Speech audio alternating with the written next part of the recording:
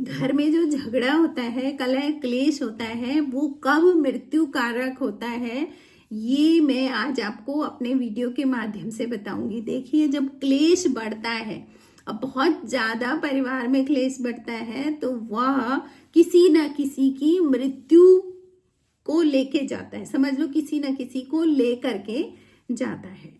तो यह मृत्यु कारक कब हो जाता है, ये आज मैं अपने वीडियो के माध्यम से बताऊंगी। जय श्री राम दोस्तों, कैसे हैं आप सब लोग। दोस्तों, मैं भी ठीक हूँ। दोस्तों, रोज की तरह यदि आपको मेरे वीडियो पसंद आएंगे तो मेरे चैनल को सब्सक्राइब करें, वीडियो को लाइक करें, कमेंट करें, शेयर करें।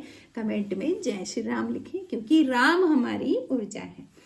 तो दोस्तों, शुरू करते हैं आज का वीडियो कि परिवार के झगड़े कब मृत्यु कारक होते हैं। देखिए दोस्तों, आप कहीं भी देखना, किसी के भी घर में देखना, जब कोई घर से जाता है तो उससे पीछे 4-5 महीने पीछे का समय देखना, घर में क्लेश हुआ होगा, बहुत ज्यादा कलह हो गया होगा, आपस में लड़ाई हो गई, तनातनी हो गई, या किसी ने किसी को कुछ बोल दिया।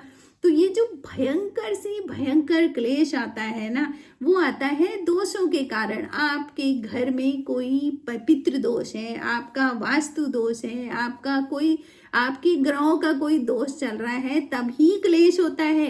क्यों? बुद्धि बिगड़ जाती है, किसी में भी अच्छी बुद्धि नहीं रहती है। तो इन दोषों के कारण ही क्लेश होता है, कलह होता है, ठीक है ना। अब कलह क्लेश हो गया तो उसमें क्या होता है ना कि सब हर किसी के अंदर वही एनर्जी घूम रही है। वो एनर्जी क्या है? डिस्ट्रॉय करना है उसको। अब उसमें से वो सबसे सरल, जिसके ग्रह दोष ज्यादा होंगे उस समय, जिसके ग्रह कमजोर होंगे, कमजोर कैसे हो गए मतलब दोष ज्यादा भरे पड़े हैं, ठीक है। और जो ग्रह अच्छे वाले ग्रह होते हैं, जिन्होंने अच्छा रिजल्ट देना है, वो मंद हैं, और दुष्ट ग्रह, आपके दोष वाले ग्रह ज्यादा बढ़ गए हैं, तो वैसी आत्मा को वो ढूंढ लेता है, वैसे शरीर को वो ढूंढ लेती है। कौन? वो एनर्जी जिसने क्या करना है, जो चाह रहा है कि यहाँ कुछ गड़बड़ हो, ठीक है ना। वो आपको लेसन देना चाहता है, और वो लेसन देने के लिए वो आपको परेशान करना चाहता है, ठीक है। तो वो जो घर में जिसके सबसे कमजोर ग्रह होंगे, उसके पास वो एनर्जी चली जाएगी, ठीक है। अब क्या हुआ, माना मेरे को किसी ने कुछ बोल दिया, मुझे किसी ने झगड़े में, कलह में मुझे ब्लेम कर दिया, मुझे कुछ बोल दिया है, तो वो एनर्जी मेरे भीतर चली गई है, ठीक है। अब हम लोग क्या कहते हैं, घर के झगड़ों को बाहर मत बोलो। ये कहते हैं ना कि बाहर कहीं मत बोलो, फैलाओ नहीं। तो इस चक्कर में क्या होता है ना कि वो अपने भीतर रख देता है, वो बाहर उसको बोलना नहीं है, और अंदर वो जले जा रहा है कि ऐसा क्यों हुआ और कैसे हुआ। क्योंकि प्रश्न तो सबके होते हैं और जवाब भी हर किसी को चाहिए। अगर जवाब मिल गए तो आप एक तरह से संतुष्ट हो जाते हैं, लेकिन आपको जवाब नहीं मिला तो आपके भीतर की एनर्जी हर समय उसी काम में लगी है कि ऐसा क्यों हुआ, ऐसे क्यों हुआ और क्यों हुआ, ठीक है। तो वो जो नेगेटिव एनर्जी बढ़े जा रही है, बढ़े जा रही है, बढ़े जा रही है, वो उसको ही खत्म करती रहती है, ठीक है। तिल तिल मारना जिसको बोलते हैं, तिल तिल मारना, ठीक है। अब वो कुछ बोलना भी चाह रहे हैं, लेकिन वो किसी से बोल नहीं पा रहे हैं। तो इसलिए दोस्तों, क्या होता है ना कि जो नेगेटिव विचार आपके भीतर आते हैं, उनको कभी भी सप्रेस मत करो।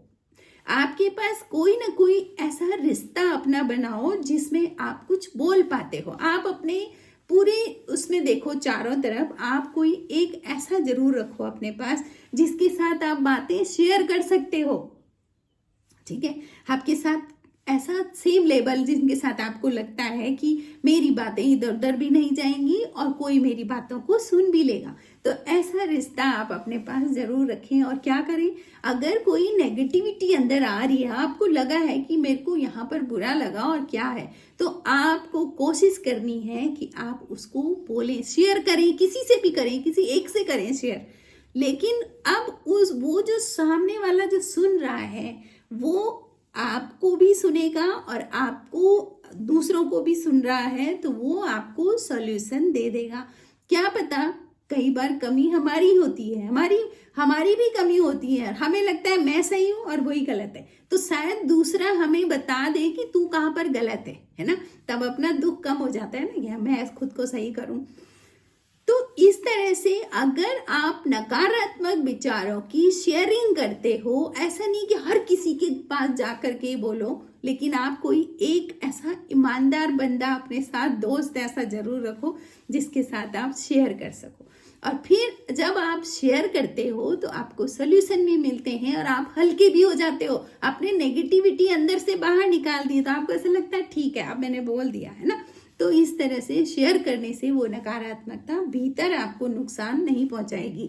और अगर वो नकारात्मकता अंदर है और अंदर क्वेश्चन चल रहे हैं और आंसर भी खुद ही से हो रहा है, क्वेश्चन भी खुद ही से हो रहा है, तो इस तरीके से क्या होगा ना कि वो एनर्जी विस्फोट करेगी और आपके शरीर में कोई ना कोई एक बीमारी ऐसी उत्पन्न कर देगी कि हो सकता है कि वो शरीर को ही लेके चले।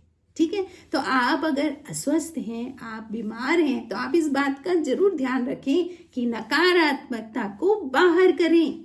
जितना आप बोलना शुरू करोगे आप स्वस्थ होना शुरू करोगे, इसलिए बोलना शुरू करें। बोलना बहुत जरूरी है। ठीक है, और अब अंदर किसको रखना है? अंदर रखना है अच्छी बात को। आपने कुछ सत्कर्म करे हैं, आपने दान करा है, आपने किसी की मदद करी है, आपने किसी की सेवा की है, तो उसका बखान नहीं करना है, क्योंकि वो पॉजिटिविटी अंदर रहेगी तो आपको भीतर से आपकी बढ़ती रहेगी और आप और पॉजिटिव होते जाएंगे। तो उसको बाहर ना निकालें। और बाहर किसको निकालें? जो आपकी प्रॉब्लम्स हैं, जो आपकी समस्याएं हैं, आप किसी उलझन में है, कोई आपको कुछ बोल रहा है और आप उसको चुपचाप सुन रहे हैं, तो उसमें क्या है? समस्या है।